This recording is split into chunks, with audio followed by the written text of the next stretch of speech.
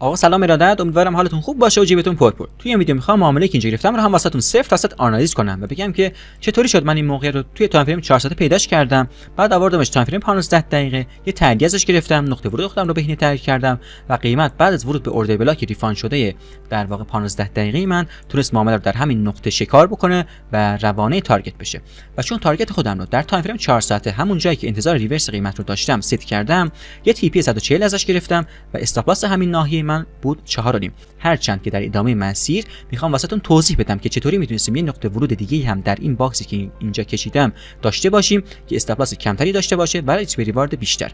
پس اگه فکر میکنید این محتوا میتونه به دردتون بخوره، لطفاً سرعت ویدیو رو بزنید 2 کنیم تا آخر مسیر با من همراه باشین تا یه بک تست خوب و کاملی از این ترید بگیریم.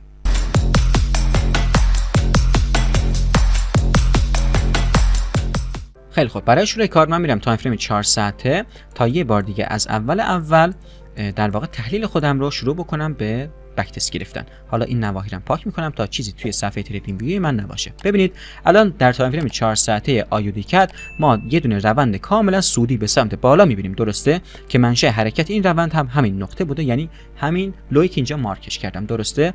بعد قیمت اومده این روند سودی رو تشکیل داده، اومده در این لویی که در واقع ببخشید این هایی که اینجا بوده یه دونه استاپ کرده. قیمت بعد از این های اومده یه دونه پایینتر لو زده، رفته های زده، اومده یه دونه لوی مجدد نسبت به در واقع هم سطح لوی قبلی خودش زده، رفته یه دونه های بالاتر اینجا سطح کرده، بعد اومده پایینتر یه دونه لو زده، رفته یه دونه های زده و بعد اومده یه دونه لوی خیلی پایینتری زده، درسته؟ این تا اینجای کار.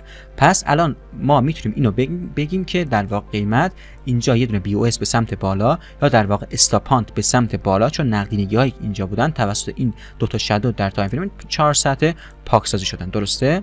و این ریجکشن بلاک ما همینجا شکل گرفته. خیلی خوب، اینم از این.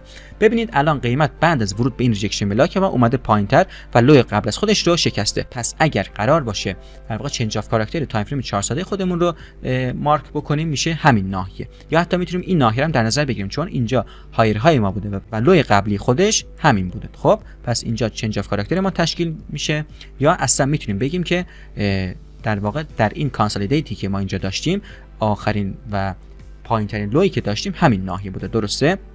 که اینم اومده در این نقطه تاچ شده. پس ما هم یه دونه چنج اف کاراکتر به سمت پایین داریم، هم یه دونه بی او اس و در واقع کف تریدینگ رنج ما در این ناحیه شکسته شده به سمت پایین. انتظاری که الان از قیمت در تایم فریم 4 ساعته داریم اینه که بیاد وارد این زون 4 ساعته ما بشه و بعد از اون شروع کنه به اون روند نزولی خودش. خب تا کجا؟ حالا خب ما میگیم که میخوایم در همین روند نزولی که در همین مسیر خودش ثبت کرده رو بگیریم که میشه همین ناحیه. پس من اینو به عنوان تارگت خودم ثبت میکنم. خب اینم از این. الان میرم توی تایم فریم های پایینتر تا ببینم میتونم این در واقع اوردر بلاک سل خودم رو ریفاین بکنم به اوردر بلاک های کوچکتر با تاییدیه یا نه. ببینید الان در تایم فریم 1 ساعته آیودیکت هستم، درسته؟ خیلی خوب، من این اوردر بلاک بالایی رو پاک میکنم، ببخشید ریجکشن بلاک تایم فریم 4 ساعته و میمونه یه دونه این اوردر بلاک تایم فریم 4 ساعته. چیزی که در این ناحیه واسمون در واقع مشهود هستش اونم اینه که قیمت اومده در همین ناحیه یه دونه اوردر بلاک ریفاند شده تایم فریم 1 ساعت به ما داده. خب پس من همینم مارک میکنم و اسمش رو مینویسم اوردر بلاک در واقع سل من. خیلی خوب، اینم از این. بعد اینم از اینجا پاک میکنم. ببینید الان اگه بخوام های و لوها رو مجددا ترسیم بکنم بازم اینطوری میشه. قیمت بعد از ورود به این اوردر بلاک 1 ساعته من باز هم در این لویی که قبل از خودش بوده شکست اتفاق افتاده و در همین ناحیه ما باز هم در تایم فریم 1 ساعته یه دونه میتونیم بگیم که در واقع چنج اف کاراکتر یا بی او اس به سمت پایین. این یه دونه تاییدیه هستش بر این اوردر بلاک سل ما. الان میرم تایم فریم 15 دقیقه تا هم مناطق خودم رو ریفاین بکنم و هم تاییدیه های خیلی بهتری ببینم آیا میتونم ازش بگیرم یا نه. خیلی خوب، ببینید اینم پاک میکنم. الان این اوردر بلاک سلی که اینجا میبینید حاصل اوردر بلاک ریفاند شده تایم فریم 4 ساعته و تایم فریم 1 ساعته هستش. اگه ما بخوایم باز هم این رو در تایم فریم 15 دقیقه ریفاند بکنیم دقیقاً همین ناحیه خواهد شد، یعنی قیمت در این ناحیه ما تونسته ریفاین بشه و یک اوردر بلاک تمیز و در واقع ریفاین شده واسمون ایجاد بکنه. ببینید الان چرا میگم اوردر بلاک؟ چون در مرحله اول قیمت قبل از اینکه وارد این اوردر بلاک ما بشه در واقع منطقه ریفاین شده تایم فریم 15 دقیقه یا 1 ساعته اینجا یه دونه های و بعد از اون یه دونه اومده لو زده رفته یه دونه های بالاتر زده، درسته؟ بعد از اون شکست اتفاق افتاده به سمت پایینتر و پس ما میتونیم بگیم که این در واقع اوردر بلاک اینجا ایجاد شده به عنوان اوردر بلاک سل ما هستش. ما میتونیم معامله سل خودمون رو دقیقاً در همین ناحیه ست بکنیم. درسته؟ اینم از این. پس معامله اول خودم رو من در همین ناحیه ست میکنم به سمت تارگت. خیلی خوب. اینم میکشم پایینتر تا تارگت خودم رو هم در صفحه تریدینگ ویو ببینم. خیلی خوب. اینم از این. پس ما میبینیم که قیمت بدون اینکه بیاد در واقع معامله ما رو استاپ بزنه روانه تارگت ما شده و تارگت همینجا هم لمس شده. درسته؟ خیلی خوب. اینم از این. پس این میشه نکته اول و نقطه ورود اول.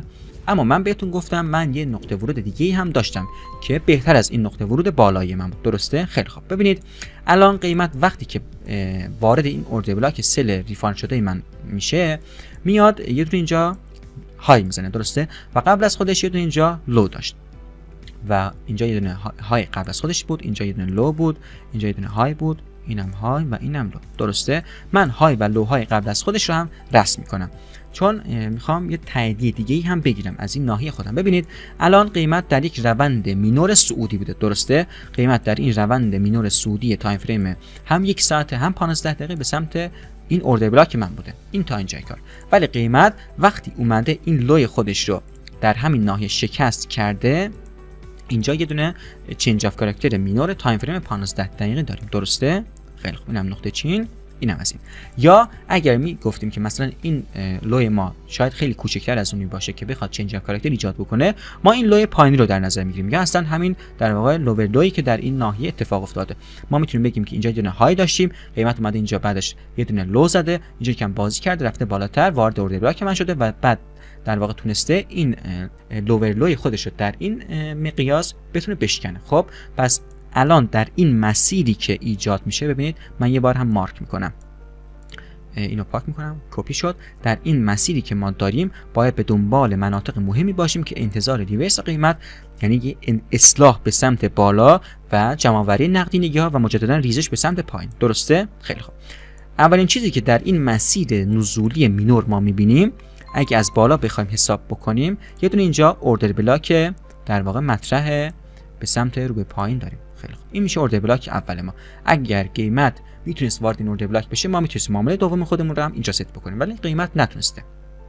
دوم ما میتونستیم این سی پی که اینجا ایجاد شده این گره قیمتی که اینجا هست رو به عنوان در واقع ناحیه دوم خودمون در نظر بگیریم و در واقع از این نقطه شروع کنیم به معامله دوم خودمون. خب این کارا میتونستیم بکنیم ولی باز هم بهتون گفتم من در واقع استاپ لاسی که میخواستم از معامله دومم بگیرم کمتر بود.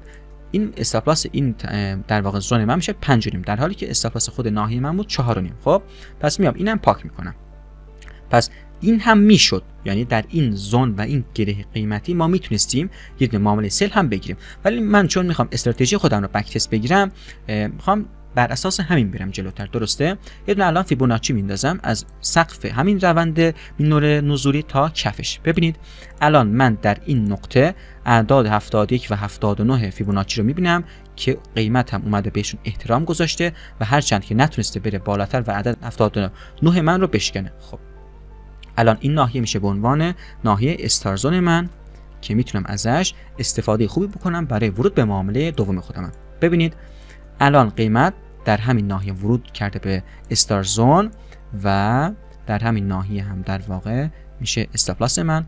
استاپ لاس من در همین استار زون میشه یه چیزی در حدود 3 پیپ، یعنی تقریبا 1.5 برابر کمتر از همون تیپی که ببخشید استاپ لاسی که من در معامله اول خودم گرفتم. خیلی خوب. الان اینم ادامه بدم سمت پایینتر کامل مشاهده میکنید قیمت بدون اینکه بیاد استاپ لاس من رو لمس کنه میره تارگت رو در واقع هانت میکنه. اینم از این. پس اگه بخوام یه بار دیگه بهتون توضیح بدم ما همین حالا خب این اوردر بلاک 4 ساعته ما بود که ما آوردیمش توی تایم فریم های 1 ساعته و 15 دقیقه ریفاینش کردیم. ریفاین شده همین اوردر بلاک شد، همین در واقع این منطقه ریفاین شده این اوردر بلاک سل که ما میتونستیم از همین نقطه شروع کنیم به معامله ریزش خودمون. درسته؟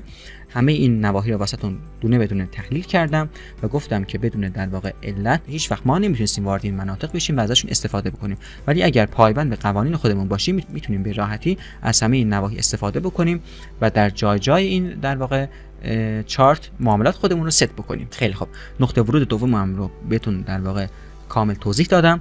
اینجا از 2 تا استراتژی میتونستیم وارد معامله بشیم. استراتژی اول ما یه دونه استاپ لاس در حدود 5 پیپ به ما میداد که در واقع باز هم میتونستیم ازش استفاده بکنیم و استراتژی دوم در حدود 3 پیپ. خیلی خوب، اینم از این ویدیو. امیدوارم نکاتی که بهتون گفتم واسهتون مفید بوده باشه و از همشون توی معاملات خودتون استفاده بکنید و سودهای خیلی خوبی هم کسب بکنید. امیدوارم حالتون خوب باشه، جیبتون پر پول. خدا نگهدار.